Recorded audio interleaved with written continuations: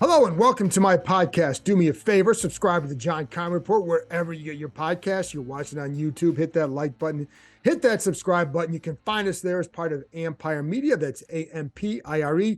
Always much appreciated when you tune in and listen. So I always thank you very, very much. Today, I have former Washington tight end Logan Paulsen back on the show. Wanted to talk to him about what he saw down at the Senior Bowl in Mobile, Alabama. He was down there last week. He knows what this team needs. They need offensive linemen. He was watching the offensive linemen. They need some cornerbacks. He was watching some of the cornerbacks. Some of the top ones weren't there. We'll get into that, all that. But what were his impressions of some of these players, guys that he thinks might make some sense for Washington very early in the process, just early February. So we have a couple more months before the draft. So just a little bit of intel right now from somebody who knows what the hell he's looking at. Also talk about quarterbacks because why not? It's important. But I also think the more we talk about it, there's a conclusion here. The best solution is not to go out and get one of these big name guys. It's to do what they say they're going to do and stick with Sam Howell and build around what he can do and don't go crazy and try and get a Derek Carr or overspend for this guy or that guy. And then what do you have? You still need an offensive line. Build up all that stuff, give Howell a chance, see what he can do, etc. Anyways, so we talk about all that. And then I also ask him about Eric Bieniemy, whom he was with out at UCLA once upon a time. So there you go. Stay tuned for that. Before we get there, just 1 or 2 minutes on some of the coaching news. Chris Harris is now officially Tennessee's pass game coordinator on defense, as well as their defensive backs coach. He had interviewed for the defensive coordinator job out in San Francisco, obviously did not get it. So he's going to Tennessee in that role, which means Washington, I told you this a couple of weeks ago, Washington eventually will promote from within. My guess is they're not going to make all these things official until they settle this offensive coordinator search, but look for when that does happen. Christian Garcia, who's been a defensive quality control coach, but has been working with the defensive backs, he will be elevated to a higher role. I think Richard Rodgers and Brent Visselmeyer also will have elevated roles as a result of all this. So and I think I've told you before, Garcia would not be necessarily replacing Harris. He would just take that, I guess, that third defensive backs coach spot. Others will have elevated roles. So, but it was just that Garcia would go from being a defensive quality control coach to more of an assistance role as a secondary coach. So anyway, that's what I'm expecting to happen. Not going to be official for a little bit, probably until, again, once they get all the moves settled. They still want to talk to Eric Bieniemy after the Super Bowl. And the other guy that I think will be interesting to watch is Eagles quarterbacks coach, Brian Johnson. He was a hot name earlier on in the search. My understanding, I know that they've had interest in him because I know they reached out to him. However, my understanding is that he is waiting to see what happens with Shane Steichen, who is Philadelphia's offensive coordinator and is a candidate for the Indianapolis Colts position. If something happens with Steichen and he leaves, then obviously the Eagles would likely promote Johnson, move him up. If that's not what happens, then I'll be curious to see if he has any interest in Washington's position and if he would indeed either interview or have any interest. But he's just a name to watch. But those are the dominoes that would have to fall for him to then be interested in this position. And then if you're Johnson and you're kind of a hot young name, do you want to have your first job be one where you don't know what's going to happen with the head coach in a year? Would you want to wait another year and put yourself in a better position, maybe where there's a little bit more security, so you have a chance to really prove yourself as a play caller, because it does take a minute to get used to calling plays. And that's something I think people have to appreciate throughout all this. And it's why a guy would want to have a higher level of security than he may have in Washington, at least for the time being. And even with a guy like Bieniemy, I know the adage is, well, if Rivera gets fired, he could be elevated to head coach. Listen, man, if Bieniemy's offense does well, I don't think Rivera's going anywhere. I think it's going to stay, because that would mean the team is probably pretty good. If it doesn't go, and if the team isn't very good, it probably means that the offense didn't do what it needed to do to help the situation. So, there's obviously different scenarios and all that. It could very well be they go 10-7. The head coach says, I'm done with this staff, but I really want to keep this guy. Who knows? We don't even know who the owner is going to be. But there are a lot of scenarios and all this. But again, it's why a guy like Johnson may decide to wait a little bit, whereas Bieniemy, it certainly does sound like, that there's ties with Andy Reid to John Harbaugh in Baltimore, and then obviously Rivera here. So I think there's some familiarity with these coaches have with Reid and what he would say about Bieniemy, and then what Reid would tell Bieniemy about these coaches, et cetera. So I think that's why he would make sense here. And plus, he desperately wants to get out and create his own name. And he's at a much different point in his career than Johnson would be. And so I think he'd be willing to probably take that shot with one of these places. We'll see where it all goes. Still more time to go. Game's not until Sunday. And after that, then we'll see what transpires. Anyway, that's it from me. You want to hear from Logan Paulsen. So do I. So here's my conversation with former Washington tight end, Logan Paulsen. Logan, back from the Senior Bowl. And by the way, I'm wearing a cap because I need a haircut. So we're at that kind of point in this, and sometimes I like to wear a hat on these anyways, but I'm wearing it with the sweater because I need a haircut. And that's a full admission. And I went to my barbershop yesterday in my little town. I drove by. There were 3 people in line. With my barber, that means about 45, 50 minutes. I'm not waiting that long. So I still have to go back today and get a haircut. I hope I can get in there. And then, just kind of wish me luck with that. Anyways, nobody cares about my hair. Not even me. Oh, don't say that. Come on. Okay. But I just, I wear a hat on here before anyways. It's not like it's a big deal. Yeah. Anyway, Senior Bowl stuff. Before I get to what you saw at the Senior Bowl, because there are a lot of positions, or a couple positions in particular down there that seem to be strong, O-line, corner, areas that you are versed in. I do want to start off at quarterback only because we've seen some of these mock drafts, early mock drafts coming out. And I've seen Anthony Richardson, the quarterback from Florida, a couple times now projected by people who study the draft as going to the Commanders. I don't see that as a realistic possibility. What about you? I mean, obviously it's a possibility, like quarterback's the most important position on the field. I do think Anthony Richards is a little bit of a project, right? He's very raw. He's got all these tools. He's kind of in this new vein of toolsy quarterbacks, guys that have good traits, guys that can throw the football far, guys that can run fast. The reason they're designated as a toolsy quarterback as opposed to a good quarterback is because they have a long way to go in terms of development, right? And I just don't see them being willing to invest that kind of time in a guy like that. It's funny, like there's obviously the top 2 guys, three guys, Stroud, Levis, and Young. And I think those guys are kind of in a category of their own. And I think it would take a ton to get up and be in play for one of those guys from a draft capital and personnel standpoint, which leaves Richardson as kind of like the one that everyone's talking about. Right. But I do think people neglect Tanner. I think Tanner McGee is his name, the kid from Stanford. Yeah. He would be around in the second round and is a guy that's a little bit more polished, a guy that is very smart, got the physical tools, was a 5-star recruit, all those things. So I do think that, I think people focus on Richardson because he's a big name from a big school, but I think a guy like McGee would probably be a more natural fit. Now, after that kind of top five guys right there, I don't think there's a lot in this class that gets you excited that says, hey, we really got to kind of target this guy. So I think it's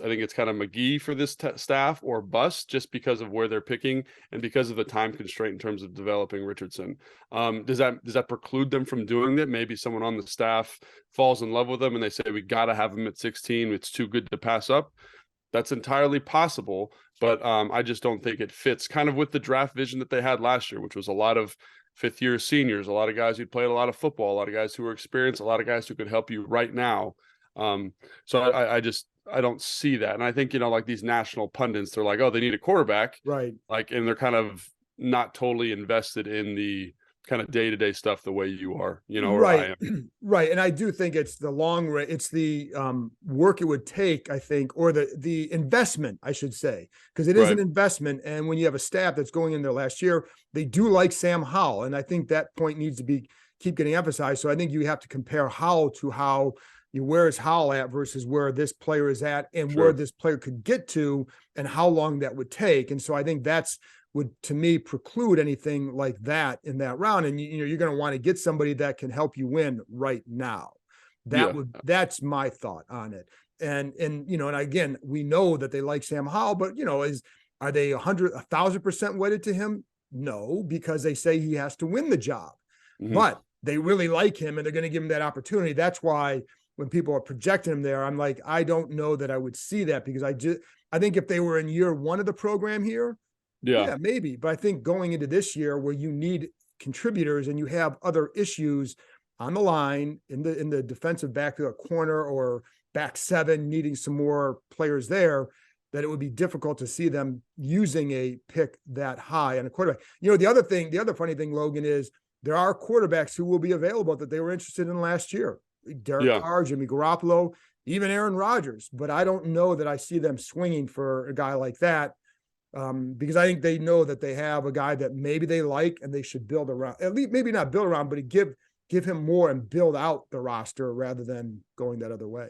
Yeah, I think so. And I think like when you look at, I don't know, like Hurts is just kind of an easy example. Like look what Philly did with him, right? He was a guy who had some very good traits, a guy that needed some development. And instead of saying we need to kind of go quarterback sale, buy, sell every single offseason, they said, let's just sit with this for a year. Let's develop the roster. Financially, we can do it because he's on a rookie contract. And I think that's something that I've been advocating for about 2 years now. Like just kind of sit, build the roster out. It's not where you think it is, like there's some areas that can be improved, like O-line kind of being example A, right? I think you can make some improvements in the secondary, whatever, at linebacker, all those different things. But Philly did it. They were just very patient. They got the pieces in place. They built around this young player, and the young player developed as the roster developed, right? And I think that that's something that fans need to be aware of, is like, is Sam Howell Jalen Hurts? Probably not, but can he kind of, with an improved roster, can he do something that gets this team in the playoffs and lets them win a playoff game? I think so. You know what I mean? And it's just about, but it's not only Sam Howell. There's other elements here that need to be addressed. And there's some big question marks about the ability to do that. And we'll talk about that in a second. But I think that to me is kind of where I would say, just, don't go swinging for a home run on a pick that you can use to kind of build your roster out. Build the roster, get like a deep, thick roster, which is kind of what Philly does, which is what Seattle did a couple of years ago, what Baltimore did with Joe Flacco, what the Steelers did with Big Ben Roethlisberger, and see where this is at, and see what you actually need going into 2024, I think. And I think the other thing is, if you went, and I don't want to waste too much time on this, but like if you went and got a Derek Carr, you still need to build out that offensive line. He is not a cure-all, and you're going to spend a lot. You would have to, give up stuff for him and then pay him. And that takes away your ability to improve what he would need. And I think the same is true with, certainly a Jimmy G coming off an injury again. You can't count on him because of the health, but you still need to build out other parts of the roster. Do you have that ability? That's why I'm very intrigued by Howell to see what more he can do, because there are certain traits that I really like that he has shown. And, so I am curious on him. So I'm okay with that route anyway. Yeah. But the other one I wanted to ask you about too, because you brought this up on here's a little plug, your Take Command podcast with Craig Hoffman. And, I wish Craig would let you talk more. I love Craig. And I actually missed Craig and I used to talk all the time after games, like, because you have to go back and watch and all that. But anyways, you brought up Eric Bieniemy because you were at UCLA with him. And if you want a fuller discussion on that, again, Take Command podcast, you guys talked about him, I think a week or so ago. Yeah. But you were at UCLA, what was your experience being around him? So obviously, like, I need to preface that by saying that, this was 15 years ago when I was at UCLA with him. Like, it was my freshman year of college. And so he was a guy that was very, very, very intense. He was very, very intense with the running backs. He would get them out early. I mean, I've never seen a human being undress somebody the way that Eric Bieniemy could undress somebody with his words. He was very good at that. He had a very high standard, and it didn't matter if you were Maurice Jones-Drew or the fifth string walk-on running back. He was going to coach you the same and coach you to the same standard. And that's something that I respected about him. And, he really never said a cross word to me my whole time there, because I was not one of his guys. But I would imagine if he's the OC, he's going to kind of operate under that same parameter. Like, this is my standard, this is my belief, and this is how I feel it's best to communicate it to you to get the result I want. And so very high standard, not afraid of you, not afraid of the name. A lot of coaches get afraid of the name. They kind of shy away from coaching the star a little bit harder. I never saw that with him. He also had a lot of responsibility there while I was there. He was the recruiting coordinator, so he also had the ability to, like, shut it off. and go into your home and be like, I remember him sitting in my living room and being like, "Hey, Logan, we really want you to come to UCLA," and him joking around with my parents, and you would never have known. And then you get to UCLA and you get to see this side of him, that's it's a little bit different. So from what I understand, he's kept a lot of that same coaching approach. And in some ways, I think that's great. I think it's great because that's who he is. And, for a team like Washington, something we've talked about is like, it's hard to tell sometimes at practice what the standard is. Right. I guarantee you, if he's here, you will know exactly what the standard is from the jump. So, if you're looking for somebody like that and someone that's going to really push everybody on the roster, I think that's your guy. Does that, and this will sound funny, but like when you hear of college coaches, you can treat a college guy like that. Now, listen, I know Adrian Peterson swears by him. Right. I remember talking to him a few years ago about Bieniemy, and for the same reason you said, but AP liked the hard coaching. Yeah. Mm-hmm. Do some pros bristle at that? Absolutely. I mean, I think, like there was times where I'm a pretty mild mannered guy, and I remember getting cussed out pretty good by some coaches. And I remember wanting to fight the coach. Now, did it motivate me to practice better and do the thing that he wanted to? Yes. But I've seen players, take just, I don't want to say physical confrontation, but it kind of shuts certain players off. Right. I think in the NFL, you're both grown men. Like I'm a player. I've got kids. I've got a family. Like I've been doing this for a long time. I don't need you talking to me this way. And a lot of guys feel that way. And so, he doesn't care about that, quite frankly. Like he's going to coach you how you're going to get coached, and you better get used to it. You better get your really thick skin and be ready to play some football. You know what I mean? And I think, that's just how it's going to be if he's here. And obviously then that's a part of it. And I think we both agree, like you could use a jolt of energy on that side of the ball and a higher degree of urgency, maybe, for lack of a better phrase, that it comes down to the play calling. And really I know he's done that in KC, and he, we don't even know if he's going to be the guy here, but he's done that in KC.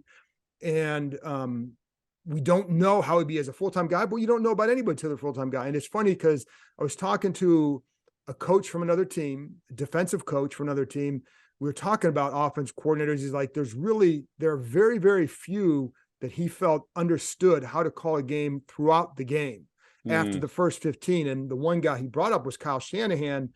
And he's like, there are very few of those guys. Most of the time they have a harder time adjusting to what the defense is doing. So, and I don't know if you would agree with that, but also like, how would you see a guy like Bieniemy in that role? And like, is there a way to even tell until he gets there? Yeah, I think it's really hard to tell because, what I know he does a lot of game planning, and I think that's a huge feature in terms of looking for an offensive coordinator. And how so? Tell me why. Right. So like, it's a simple question, but why? Yeah, so like the preparation process. So I remember when I was in Chicago, the tight end coach there worked with Sean Payton, and he just kind of would walk through how Sean would develop a game plan, and being around Kyle. And one of the things they do is they say, we are going to get in formation X. Let's get every single cut up play of this formation on the down and distance we're planning on calling it, and see what type of coverages that we're in. So in a way, they can kind of give you the answers to the test as a player, saying, oh, every time we're in this slot formation with the tight end to the right and the two receivers to the left, they line up in two-man. What are our two-man beaters? Let's call that. The second coverage they like to run cover three.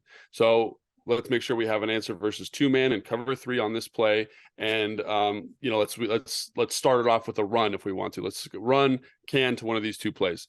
And from that standpoint, that is just, you can't be in the wrong play, I guess, as a player, because you've prepped it the whole week. And so watching what they do in Kansas City, understanding what Andy Reid's doing in his philosophy and his approach to beat defenses, I think that is that's invaluable, because he's seen that process. He's seen how to piece together a game plan. He's seen how Andy Reid coaches the screen game. He's seen how he coaches some of these deeper concepts, some of the adjustments that they just seem to do naturally in the flow.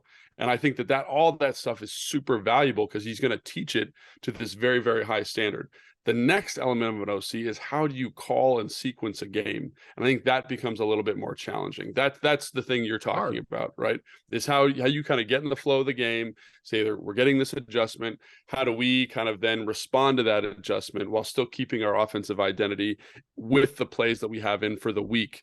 So I think all that stuff is challenging, but I think the preparation element is something that I think is extremely, extremely valuable, because it's going to put the players in the best position to be successful, and it just shows a higher level of comprehension, understanding, and grind that to put the offense in the best position to be successful.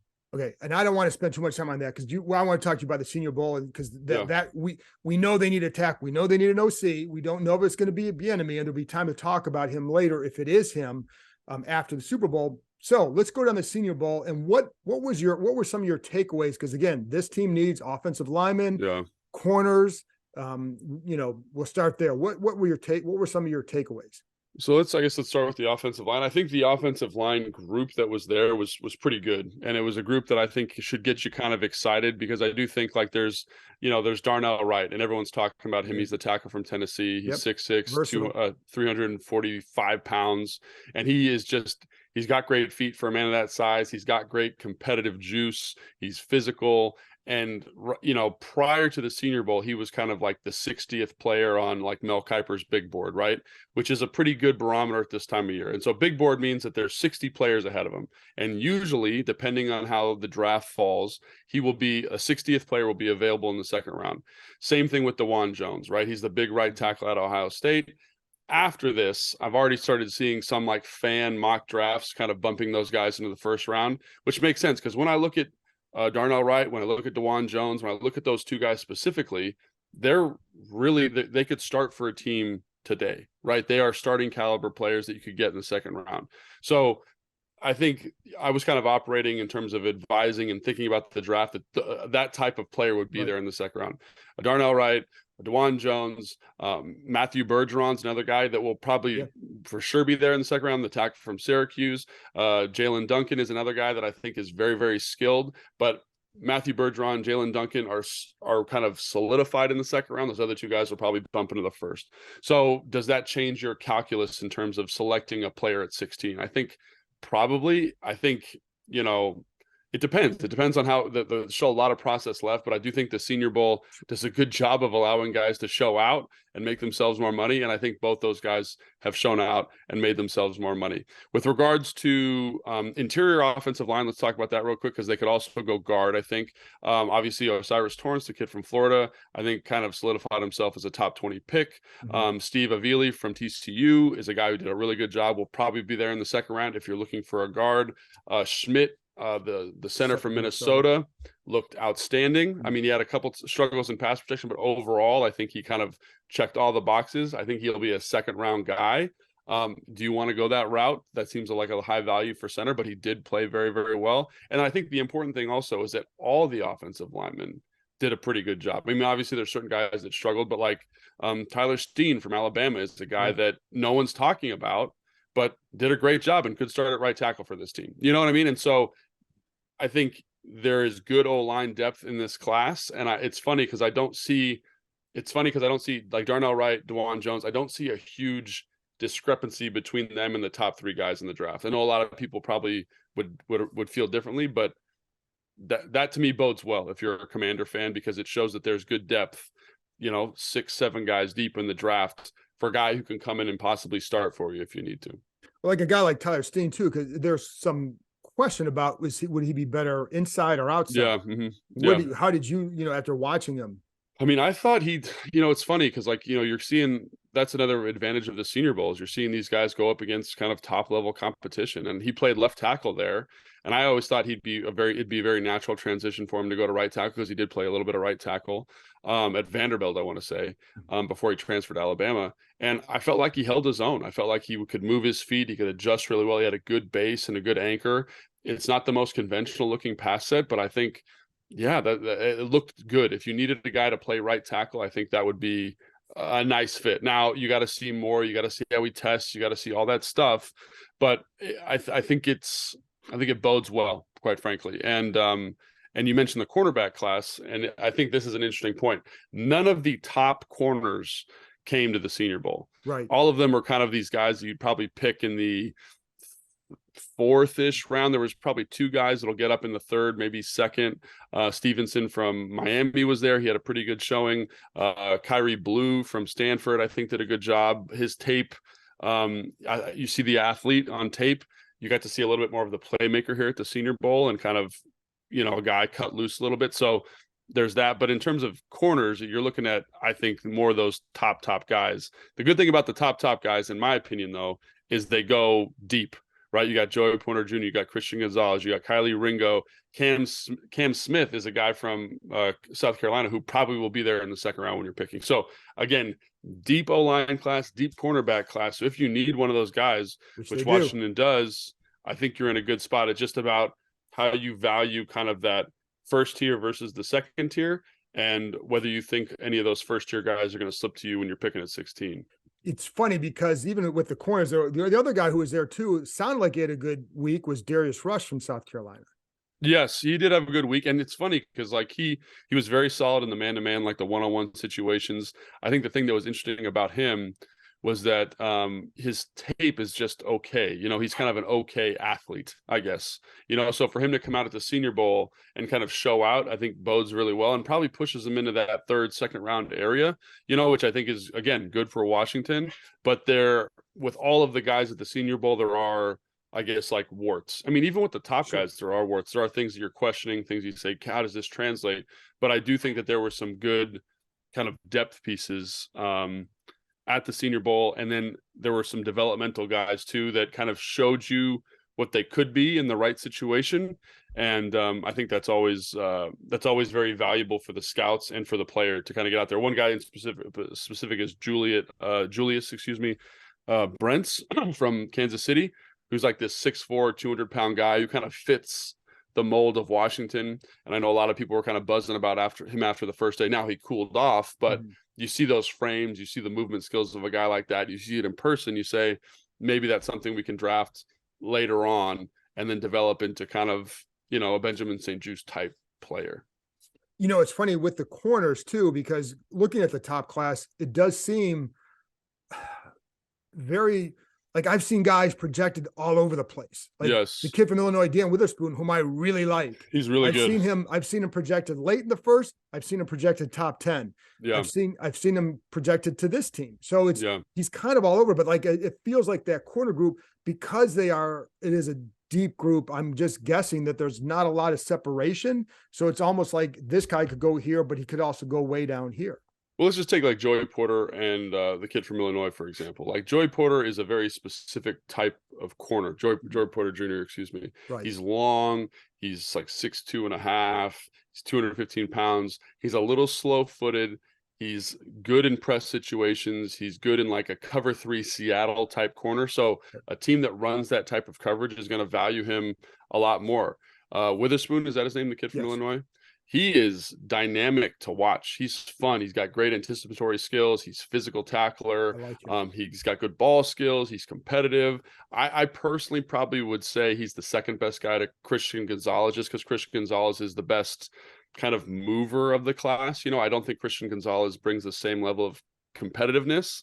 So for me, I'm like, I want Witherspoon. I want that guy because he's kind of got all these boxes checked, but he's not quite the athlete. He's a little stiff compared to Christian Gonzalez, but I always like to bet on the physicality, the guys that do the tough stuff, the guys that are going to fit the runs, the guys that are going to hit the tight end over the middle of the field. And that's what Witherspoon brings. Now, it's kind of who's your flavor, right? Some people prefer the long, lean, Joey Porter type guys. So if you talk to Fred Smoot, he's Emmanuel Forbes all day, because Emmanuel Forbes is the kid from Texas A&M or Mississippi State, excuse me, who's this tremendous gambler. Like he's gambling on everything. He's trying to get picks. He's trying to make plays. He's tough. He's gritty, but he's 180 pounds, right? He reminds me of like what I think of as Fred Smoot. I was saying he sounds like Fred. Mississippi State, all that stuff. That's Fred Smoot. Yeah, and so Fred is like, he's the best corner in the class because he likes the fact that he's aggressive. He likes the fact that he's aggressive, and I don't value that as much. I like the Witherspoon kind of guy. So I think that's probably where you see the fluctuation in the Okay. class a little bit, right? As you see that there's not like a perfect corner. The most perfect corner from a footwork standpoint is Christian Gonzalez, but I question how competitive and tough he is. And I value the toughness and the Sure. competitiveness a little bit more. So I'm going to go Witherspoon. So at 16, if Witherspoon's there, I'm like, that's your guy. But some people would say, no, that's not your guy, because I wonder about how stiff he is or whatever it is. And so those are the questions you're going to be negotiating with the top of this group. The good thing is there's like 10 of them, right? Right. Obviously there's like a tier 1 and then there's a tier 2, but there's a lot of good corners that people are really excited about. But you know, it's funny, Logan, one of the mistakes I think teams make is they'll draft a guy who they don't consider physical or tough, and then say, well, we want you to be, now that you're here, we need you to be physical and tough. It's like, well, then why the hell did you draft him? Right. And to be honest, during the time when Hasler was here, I'd hear that a few times, and not just necessarily from him. It just, he was the DC at that time, but Right. they draft a guy who was not considered that. And they say, well, we need to play tougher and smarter. Well, that's not who you drafted. You didn't draft that guy. Yeah. Right. Absolutely. I think that's 100% right. And so, yeah, it's really about whether that scouting department and the coaches are on the same page with what they need. And, you know, again, I think Witherspoon would be a great fit here because he does a lot of different stuff. You know, he could play like kind of in that nickel role. He's just a competitive son of a gun.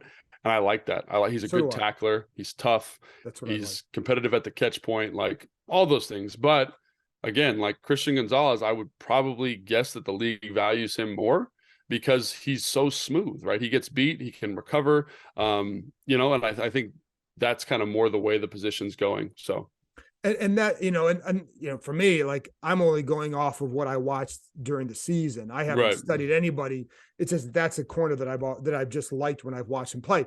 When you're at the Senior Bowl with the linemen, there are times where you picked something up just by watching practice, and like, do you remember anything in particular about any of these guys where like, okay, this is what stood out to me in practice, or even, you know, because like sometimes you'll hear guys like the way they interact with teammates, the way they do this. Are there things that you picked up about guys just based on being down there that was invaluable to you?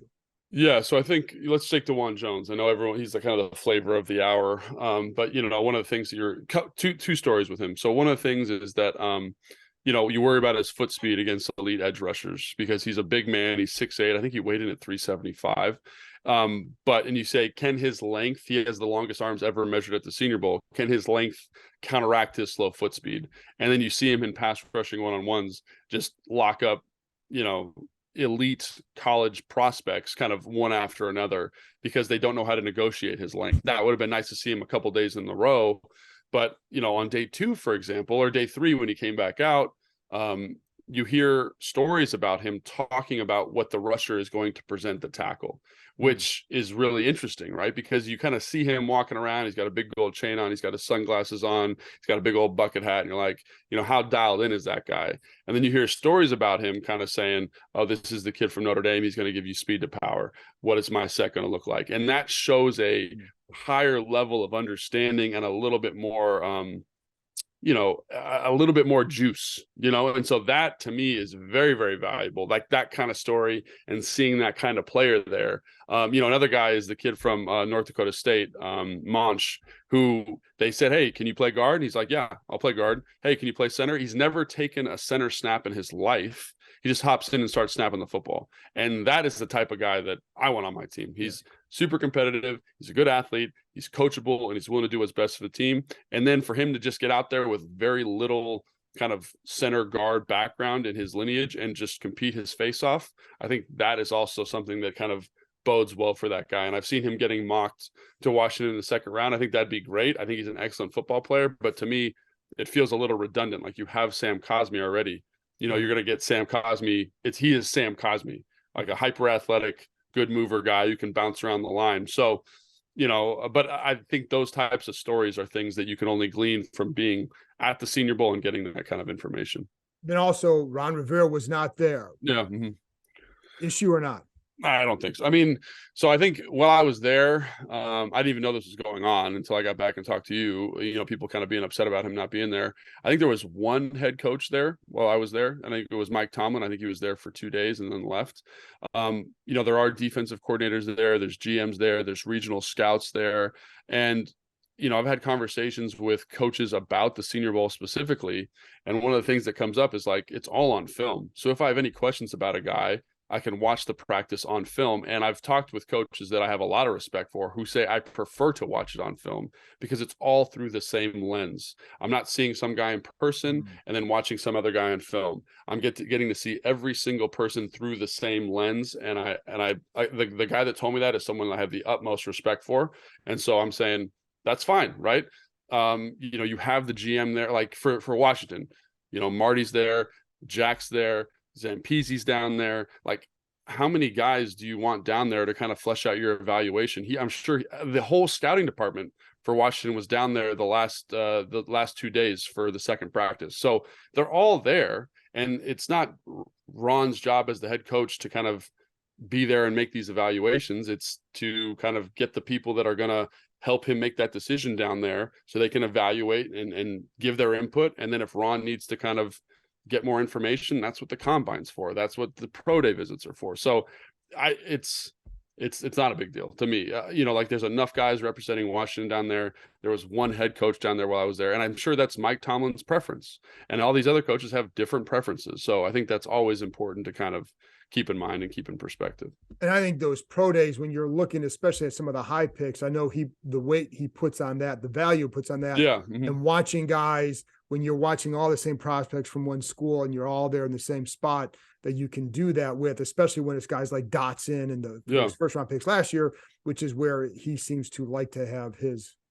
And to that point, I think you bring up a great point. Like, there is the combine visits. You're going to have the 30-30 visits where they come into the team. You're going to have pro day visits. Like, this is one piece of the evaluation process that I think is really just kind of setting general boards, and I don't think that it's super imperative for the head coach to be down there, because there's other ways for him to get more specific information on guys that they are very, very interested in, like you mentioned with the school visits and stuff like that. And I'll emphasize too, if they were winning, nobody would even say anything. And so I think everything is under that guy's like, hey, you haven't won, do this. You know what I mean? And I get that. I get the fan, whatever fan frustration there would be about it. I understand where it's coming from. It's coming from the fact that this team hasn't won in so long that, you're desperate for that. And I don't blame them. I mean, they've been more than patient waiting for a winner to develop here. But,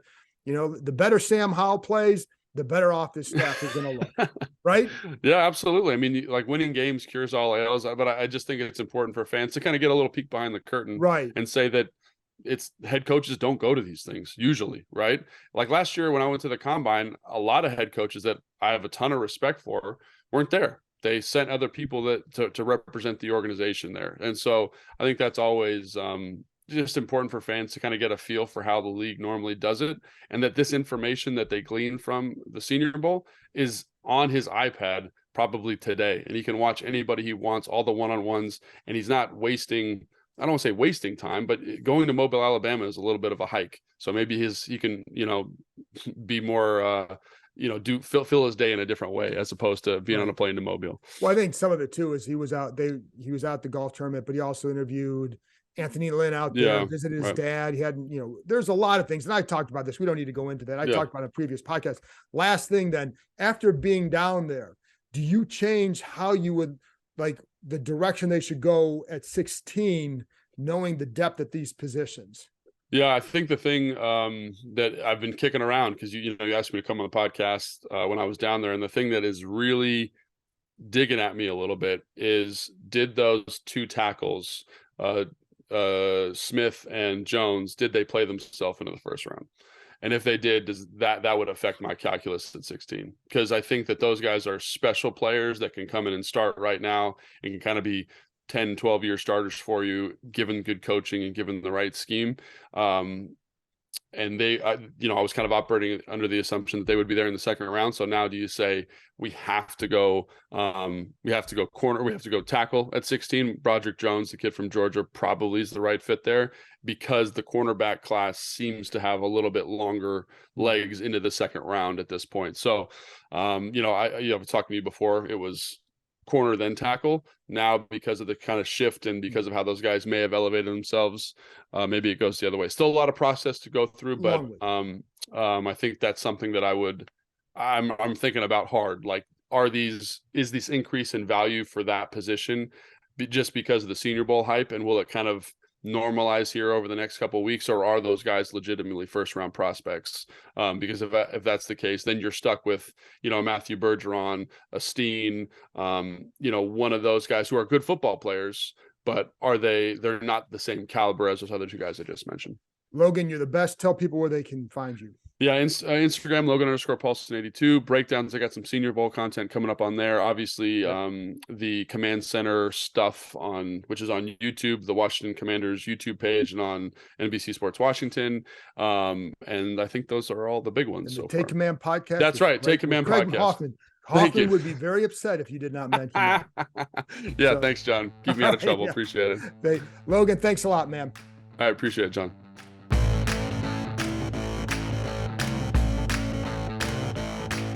That's it for this episode. Thanks to Logan, as always, for joining me. And thank you, as always, for listening. And one of the things I did in the past was I do some of those private Zooms with some of you fans. I want to start doing a few more of those this offseason. So stay tuned for the next episode when I'm going to talk about how we can maybe put one of those together before free agency and do one of those private Zoom sessions for a few of you folks. And so there you go. So listen on Friday. Also on Friday, I'm expecting to have Washington head coach Ron Rivera on the show. So I'll talk to you next time.